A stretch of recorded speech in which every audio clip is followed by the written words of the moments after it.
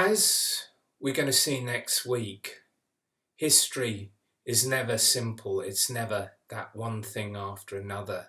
That quote from the History Boys.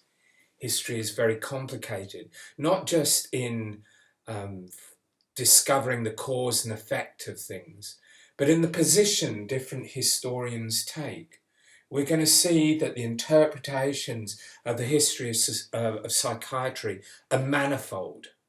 There are very, very many different views about why things happened the way that they happened.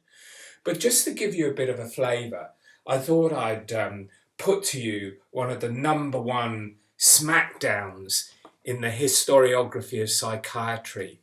The battle, if we can dignify it with the name battle, between Andrew Scull and Edward Shorter. And when I talk about the battle between these two individuals, what I'm really talking about is the face-off between two different books. Scull's Most Solitary of Affliction and Shorter's very well-received History of Psychiatry.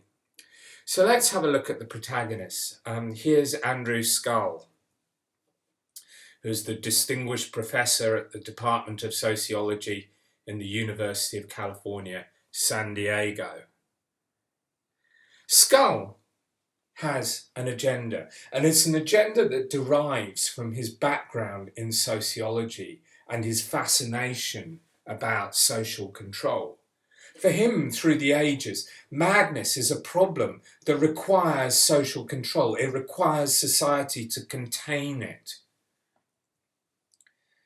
On top of this, as capitalism develops from the 16th, 17th century onwards and becomes industrialized society, it is essential that new strategies are developed to control deviant populations, prisons for criminals, workhouses for the indigent, and for the asylum, for the insane, the mad people, the asylum, which, as Scull says in The Most Solitary of Afflictions, largely receptacles for the confinement of the impossible, the inconvenient, and the inept. On top of which, more recently, he's been at pains to illustrate something that we've already talked about, psychiatry's troubled relations with science. And here I refer to the book Madhouse, his exploration of the Henry Cotton scandal that some of you will have come across if you did Body, Mind and Medicine. Others won't have done, but we'll be talking about it some more later in the subject. And in general, he's deeply critical of psychiatry as an institution.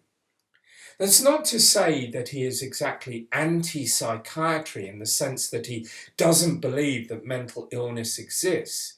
It's that he's deeply suspicious of the motives of psychiatry in trying to control this particular deviant population. He's well aware that mental illness is out there creating a lot of misery, not just for the sufferers, but for the people around the sufferers.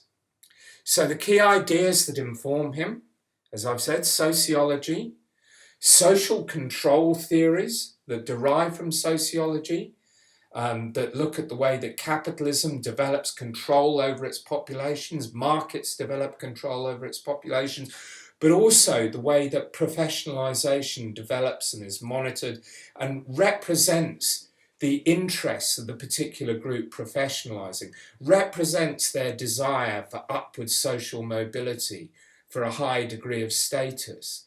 In this sense, psychiatry, or indeed any other profession, is driven by self-interest, not by some kind of humane desire to better individuals suffering in society. So here we have it. Psychiatry develops as a response to social, political and economic forces and becomes a tool for the manufacture and control of deviance.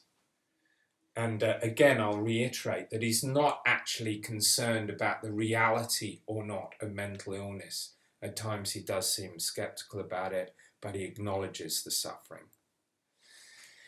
Now let's look at the opposite.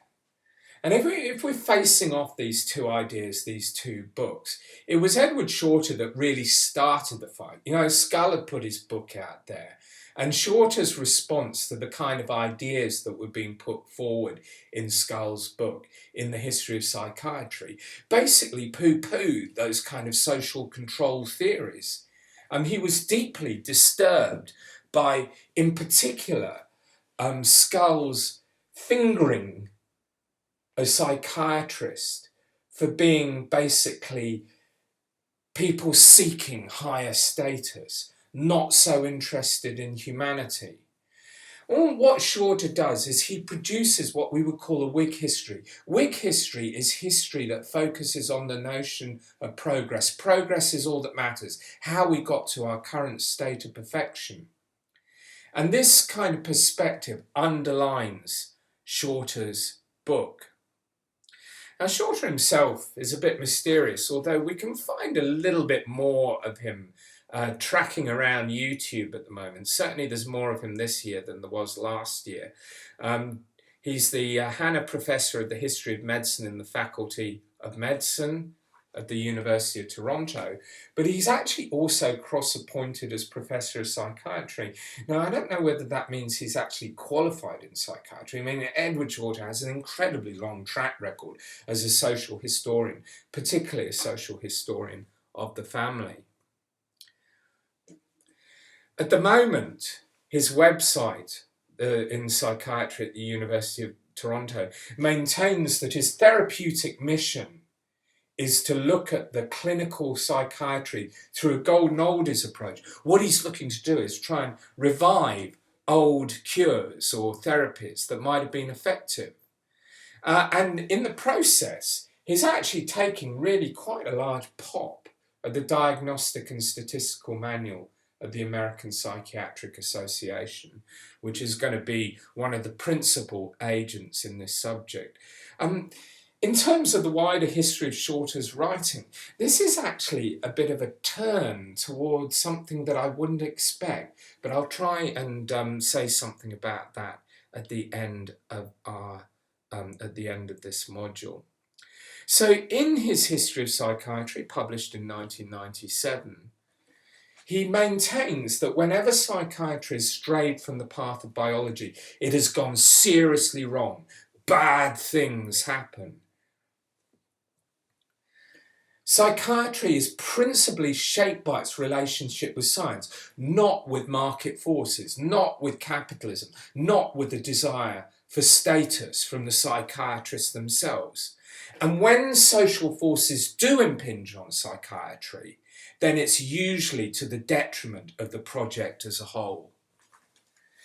And he rejects specifically using that wonderfully out of fashion word, trendy. I don't think people talk about trendy these days.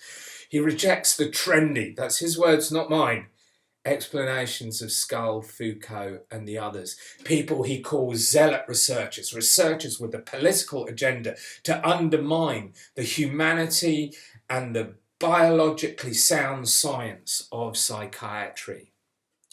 But, and this is the sting in the tail, as I indicated in the last slide, he's become increasingly concerned about the relationship between pharmaceuticals and between psychiatry and the DSM. And in fact, the things that I've been finding that he's been coming out with in recent years, in the last couple of years, begin to sound a little bit like Andrew Scull. He has, for example, come out and explicitly said that he's not even sure that schizophrenia or bipolar exist, that these are a mistaken category that have been driven by the interests of the pharmaceutical industry and supported by them in developing therapies that match the criteria of the DSM for those particular conditions. Now, I guess that's a bit different to Scull, who is also worried about the pharmaceutical industry, is also concerned about it. But Shorter's actually being more explicit that the problem is pharmaceuticals, not capitalism, not the self-interest of psychiatrists. But it's a very important perspective, this face-off between a kind of Weberian or even Marxist approach on the one hand, and then Shorter's more old-fashioned idea that science has this steady progression, and as long as science just does science and doesn't get infected by outside forces, it goes along very, very nicely indeed. Now, as we'll see, there are many other explanations of the way that psychiatry is developed, and they all, to some degree, overlap with these different views. And it's also noticeable that if you face off most solitary of afflictions against the history of psychiatry, they almost reproduce the divide that we find within psychiatry itself between biological explanations of psychiatric illness and psychosocial explanations of psychiatric illness. So they kind of reproduce the divisions that I've already talked about and will become a major factor in our study. And with that, I draw to a close this particular module, the last module of Lecture 1.